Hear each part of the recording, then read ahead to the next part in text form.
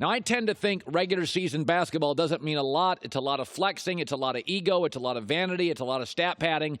Once you get to the playoffs, the reality becomes guys put their egos aside. They know everybody's watching. You are really defined in the NBA by your playoff stuff. The egos go away, and the Celtics will be fine. But they're not fine today. They got blown out last night. And after the game, Marcus Smart said, "We're not together at all. Last couple of years, we were together. Becoming stronger. We're not there. It's just taken time. The potential's there. It's a matter of time." They're now, by the way, after a blowout loss last night, 0 for 5 in their last 5 games with Kyrie Irving. 6-0 in their last 6 without him. Boston, we got a problem.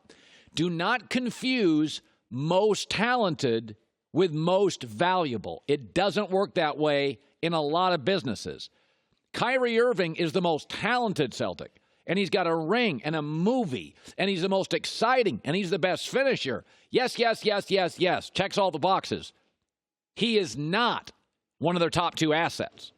The owner of the Boston Celtics and the general manager, in this exact order, consider their top 3 assets: Brad Stevens, head coach; Jason Tatum, rising star; and number 3, Kyrie Irving. And it's in that order. That's what the owner and the GM see. And last night, the number 3 asset, Kyrie Irving, glibly kind of called out the number 1 asset. After playing miserably, and this is a guy, Kyrie Irving, that did not back up his commitment to the Celtics. He's talking about trade stuff all the time. A reporter said, "Brad talked about you guys defensively have been taking shortcuts." And Kyrie's response was, "I don't know. That's up to Brad." Oh, no, it's not. Danny Ainge read that too, and the owner read that too. Okay, the owner and the GM of this team, Kyrie Irving, flaky Kyrie, won't commit, won't play defense, glib after losses, whining about hallway discussions with KD that a microphone picks up. He is their 3rd asset.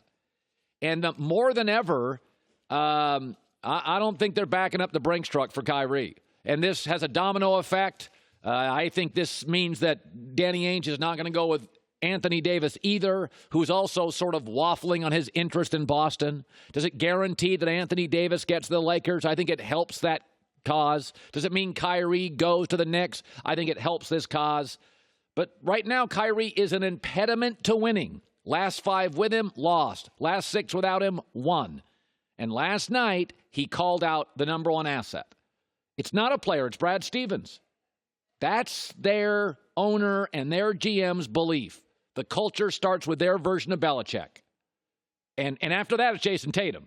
20 years old, never been hurt, long shoots, coachable, gets along. Last year at 19, took the team and put them on their shoulders.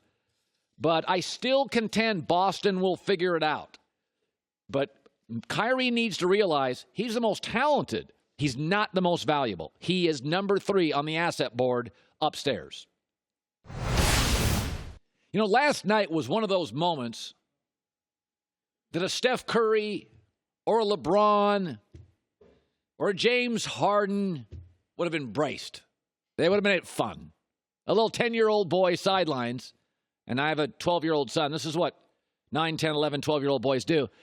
He touched Russell Westbrook right next to him. Russell Westbrook's an icon in America, a little boy. He touched him. By the way, you can imagine that Steph Curry would have turned around and done something funny, and LeBron would have turned around and done something funny. I mean, we've had LeBron embrace guys who hit half-court shots and roll on the floor with them. You know, James Harden, the beard, would have done something funny. Most of the stars in the NBA would have. Remember when LeBron James guy hit a half-court shot? You remember this piece of video? It's one of my favorite LeBron videos ever. Guy hit a half-court shot, and LeBron came over and jumped on him and rolled on the floor. Remember how funny that was? How great that is? So last night, little 10-year-old boy, little boys are goofy. Little boys, you know, you got to just keep them from running into cars. They're goofy. He touched Westbrook. Oh, Lord. Yeah, it's borderline assault. I can't believe Russell's playing tonight. Doesn't have reconstructive surgery. Russell, this is who you become. You can't answer a question at a press conference. You walk off the floor at Utah and you can't take an iPhone picture. A little 10-year-old boy came up. He's probably too close to the court, but you're like an American superstar, and a little 10-year-old boy touched you. Russell, you've moved into the weird category. Like, I've always known you were wired differently. But I read another story yesterday about Westbrook where Steven Adams, his teammate, talks about the Westbrook rule. The Westbrook rule that you can't talk to any opposing players. Westbrook's gone into the weird category. Like, Michael Jordan was intense. Like, Michael Jordan punched a teammate.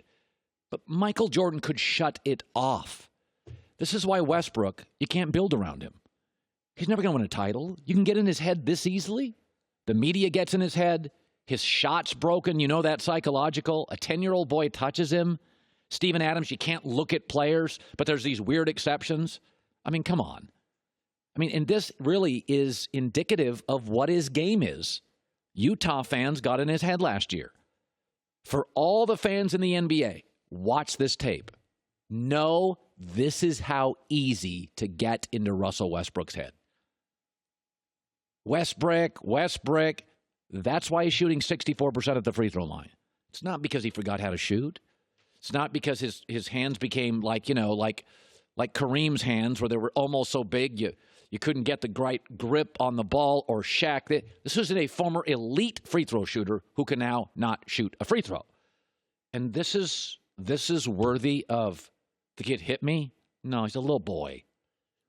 I mean, I understand security stars, they're drunks. Little boy probably had Kool-Aid, not beers, not bourbon, not wine spritzers. Probably had Kool-Aid. You're a star. He touched you, kind of fascinated. That's it. Go give him a hug. Give him a high five. Don't lecture his dad on how to parent. This is just exhibit number 395, why Westbrook doesn't get it. And I would never in a million years build around him. Just think of how Steph Curry would have handled that. Or LeBron James would have handled that. Or James Harden would have handled that. Yeah. Borderline assault. So you can't look at opponents. Kids can't touch you. Keep waving the pom-poms for him, but so far I've been right. He has become exactly what we said he is and would be. You can't shut it off. Can't even have a local media question. Blows up. First round, yelling, screaming, swiping at fans. It's embarrassing. I mean, at some point, this is Russell Westbrook. This has become your brand. You're kind of weird. You're too intense guy at work. You can't just go out and have a beer after work, play a game of pool. Can't. Sorry if it's personal, but you make it personal. You made it personal with a 10-year-old boy last night. You're a little off. A little off. Hi, everybody. Thanks for watching. Subscribe here to get the latest from the show. Also, be sure to check out more of the best clips from The Herd, or go watch a few segments from other shows on FS1.